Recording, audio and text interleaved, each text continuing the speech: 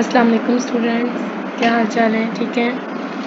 آج ہم next topic start کرتے ہیں۔ علامہ زرنوجی، لاسٹ ہمارا اس چیپٹر کا فرسٹ چیپٹر کا لاسٹ ٹاپک ہے علامہ زرنوجی۔ علامہ زرنوجی کی انٹروڈکشن پہلے کرتے ہیں کہ عرب کے عظیم فلسفی تھے، دانشور اور ماہر تعلیم تھے۔ ان کے حالات زندگی کے ایسے تو تفصیلات نہیں ملتی، لیکن پھر بھی ایک روایت کے مطابق اگر دیکھا جائے تاریخ کے حوالے سے تو ان کی ڈیٹ آف برتھ جو تھی وہ 1170 بنتی ہے اور 85 سال کی عمر جو تھی ان کی اوور آل کی عمر تھی۔ علامہ زرنوجی نے تعلیم و تربیت کے فن پر جو تھے وہ 1203 میں تعلیم المتلم طریق المتلم لکھی، یعنی کہ انہوں نے ایک کتاب لکھی جس کا نام باقاعدہ یہ تھا۔ اس کا سوال بھی آ جاتا ہے کہ انہوں نے کون سی کتاب لکھی، تو تعلیم المتلم طریق المتلم لکھی۔ اس کتاب کو ہدایت نامہ متعلم کا نام بھی دیا جاتا ہے، یعنی کہ طالب علم کے لیے انسٹرکشنز بک جس کو کہتے ہیں، وہ اس کے اندر بہت زیادہ معلومات ملتی ہیں اسٹوڈنٹس کے لیے۔ علامہ زرنوجی نے تعلیم المتلم میں یہ بتانے کی کوشش کی تھی کہ طلباء سخت محنت کے باوجود مطلوبہ نتائج حاصل کرنے میں کیوں ناکام رہتے ہیں۔ ان وجوہات کی نشاندہی میں تعلیم، اس کے محرکات اور اس کے مختلف طریقوں سے بحث کی گئی ہے۔ یعنی اس کتاب میں تعلیم کی نفسیاتی بنیادوں پر روشنی ڈالی گئی ہے۔ وہی چیز کے بچوں کو اگر آپ نفسیاتی آبزرویشنز کے مطابق، سائیکولوجیکل ضروریات کے مطابق بچوں کو پڑھائیں گے تو وہ بہت زیادہ بچے جو اس کو فالو اپ کرتے ہیں۔ علامہ صاحب نے بھی جن تدریسی طریقوں اور تدابیر کی نشاندہی کی ہے، ان کی روشنی میں ایک معلم اپنی تدریسی حکمت عملی ترتیب دے سکتا ہے، ان کی اپنی ٹیچنگ کے لیے پلاننگ کو یوٹیلائز کر سکتا ہے۔ یہ کتاب جو ہے نہ صرف اسٹوڈنٹس کے لیے ہے بلکہ معلم کے لیے بھی اسی طرح اہمیت کی حامل ہے، کہ تاکہ کیونکہ جب ایک معلم کو اپنے اسٹوڈنٹس کے بارے میں انفارمیشن ملے گی کہ ایک اسٹوڈنٹس جو ہے وہ کس لیول کا کیسا ہو سکتا ہے، تو اس حساب سے اپنے آپ کو پلان کر سکتا ہے، اپنے آپ کو پریپیئر کر سکتا ہے کس کلاس کے لیے، کس لیول کے لیے کون سی ٹیچنگ ٹیکنالوجی کو یوٹیلائز کرنا ہے۔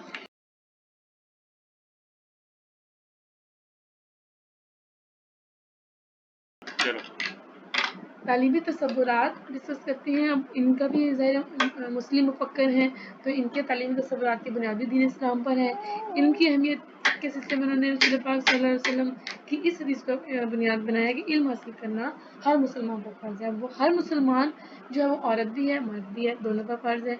اس لیے وہ کہتے ہیں کہ علوم جو ہے وہ کسی ایک فرد تک محدود نہیں رہ سکتا، تو تمام علوم حاصل کرنا ضروری ہے کہ تمام علوم ہر ایک پر فرض نہیں ہو سکتا۔ جس بچے میں جتنی اہلیت ہے یا جو وہ فیسیلیٹیٹ ہو سکتا ہے اس حساب سے اس کو حاصل کرنا ضروری ہے۔ علامہ زرنوجی علم کی فضیلت اور وسعت کے سلسلہ میں امام ابو حنیفہ رحمۃ اللہ علیہ کا ایک مشہور قول نقل کرتے ہیں کہ استاد ہر وقت اپنے علم میں اضافہ کرتا رہے اور امیر لوگ استاد کے امامے کی عزت کریں اور اپنی جیبوں میں وسعت پیدا کریں، یعنی کہ ٹیچرز کو بغیر کسی منہ مانگے جو ہے ان کو ان کی عزت جو ہے نا وہ کروائی، یعنی کہ ان کو ان کے جو ہے نا ان کو ڈیوز جو ہے نا ان کو فراہم کرتے رہیں بغیر بتائے، بغیر کچھ کہے، تاکہ ان کی رسپیکٹ جو ہے ان کی ضروریات کے مطابق جو ہے نا ان کو فراہم کرتے رہیں، تاکہ استاد کی عزت جو ہے نا وہ بغیر مانگے میں ہے، ان کو اس کے حساب سے اس کو استعمال کریں۔ نیکسٹ ہے جی علامہ زرنوجی کے آبجیکٹیوز کیسے ہونے چاہیے تعلیم کے لیے۔ اب علامہ زرنوجی نے رضاء الہی کے حصول اور آخرت میں کامیابی کو تعلیم کے حصول کا سب سے بڑا مقصد قرار دیا۔ سب سے اہم بات یہ ہے کہ اللہ تعالیٰ کی رضا کو حاصل کرنا، ایسی تعلیم دی جائے جس میں اللہ تعالیٰ کی رضا کا حصول ہو اور آخرت میں کامیابی۔ آخرت میں کامیابی کے لیے جو مقاصد ہیں وہ دنیا میں بچے کریں گے تعلیم کے ذریعے، تو وہ آخرت میں کامیابی اس کا مقصد ہو جائے گا۔ آپ ایسے شخص کو بدنصیب خیال کرتے ہیں جو اس مقصد کے لیے علم حاصل کرے کہ لوگ اس کی عزت کریں اور اس کے سامنے تحائف پیش کریں۔ علامہ زرنوجی اس چیز کو پسند نہیں کرتے کہ صرف اس لیے علم حاصل کریں کہ لوگ ان کی رسپیکٹ کریں، ان کی فائدے کے لیے کھڑے ہو جائیں یا ان کی عزت دینے کے لیے کھڑے ہو جائیں، تو عزت جو ہے وہ دل سے ہوتی ہے۔ علامہ علم کے ذریعے عزت و مرتبہ اور رعب و دبدبہ صرف اس حد تک جائز قرار دیتے ہیں کہ انسان اس سے لوگوں میں اچھائی اور نیکی کی اشاعت کر سکے، کہ صرف اس طریقے سے ہو کہ لوگوں کے اندر اچھائی بڑھے اور نیکی کی جو ہے نا وہ اشاعت کر سکے، نیکی کو آگے سے آگے پھیلا سکے۔ علامہ اساتذہ کو ان تمام چیزوں سے احتیاط برتنے کی تلقین کرتے ہیں جن سے علم اور اہل علم کی تحقیر ہوتی ہو۔ وہ کہتے ہیں کہ استاد کو تکبر اور ذلت نفس دونوں سے دامن بچانا چاہیے، کہ ٹیچرز کو چاہیے کہ وہ تکبر اور ذلت نفس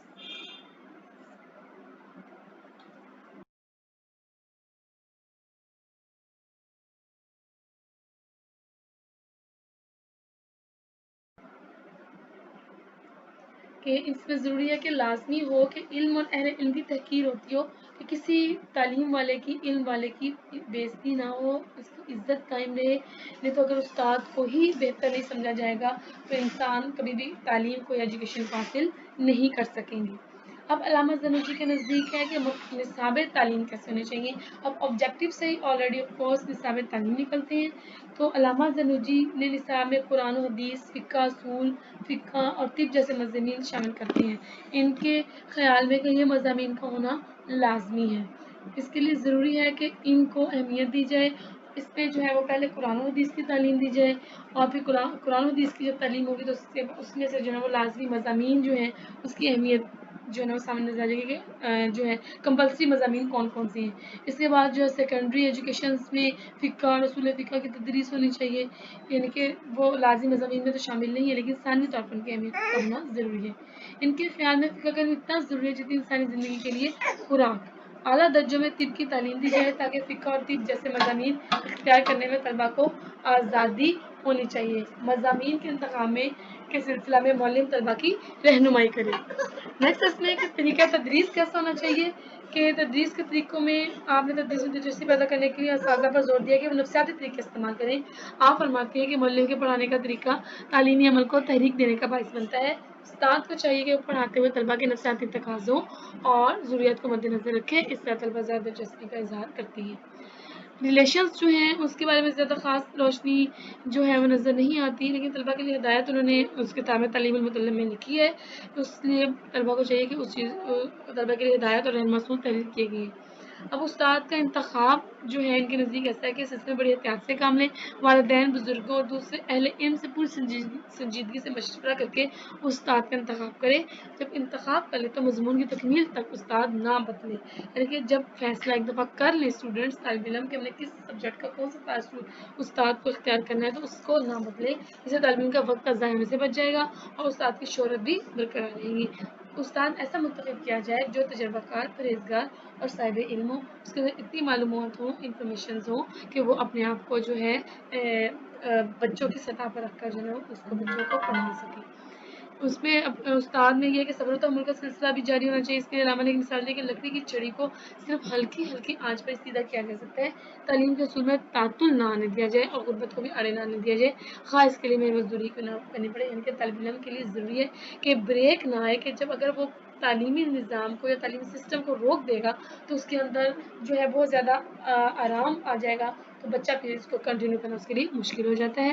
تو شریک درس ساتھی کا انتخاب انہوں نے یہ بھی کہا کہ جو ساتھ کے طالب علم ہوتے ہیں یا ساتھ کے جو ٹیچرز ہوتے ہیں وہ بھی محنتی، صالح، پرہیزگار ہونے چاہیے. سست اور غلط کار، فسادی، فتنہ اور بےہودہ طالب علم کو ساتھی نہ بنائے. یعنی کہ وہی بات کہ کمپنی جو ہے انسان کی وہ ظاہر کرتی ہے کہ وہ کیسی ہوتی ہے. تو علامہ زنوجی بھی کہتے ہیں کہ دوست ایسے بنانے چاہیے کہ جو غلط قسم کی آپ کو جو ہے غلط راستے پر نہ لے کے چلے. اب علامہ زنوجی کے نزدیک کہ تعلیم کا موضوع دور کون سا ہونا چاہیے. انہوں نے بھی اس حدیث کو کوٹ کیا ہے کہ علم حاصل کرو محض سے لحد تک والا دیا. لیکن وہ لوگ لغت کے دور کو تعلیم حاصل کرنے کے لیے جو ہے اس کو قرار دیتے ہیں کہ بہت زیادہ کئی موضوع ترین دور خیال کرتے ہیں کہ جو بلوغت کا دور ہے، جو ایڈولسنس کا دور ہے، اس ایج میں بچے جو ہیں وہ بہت زیادہ اچھا سیکھ لیتے ہیں، پڑھ لیتے ہیں، سمجھ لیتے ہیں. مطالعے کا مناسب وقت جو ہے علامہ کے نزدیک رات کے اوقات کو تعلیم حاصل کرنے کے لیے موضوع قرار دیتے ہیں.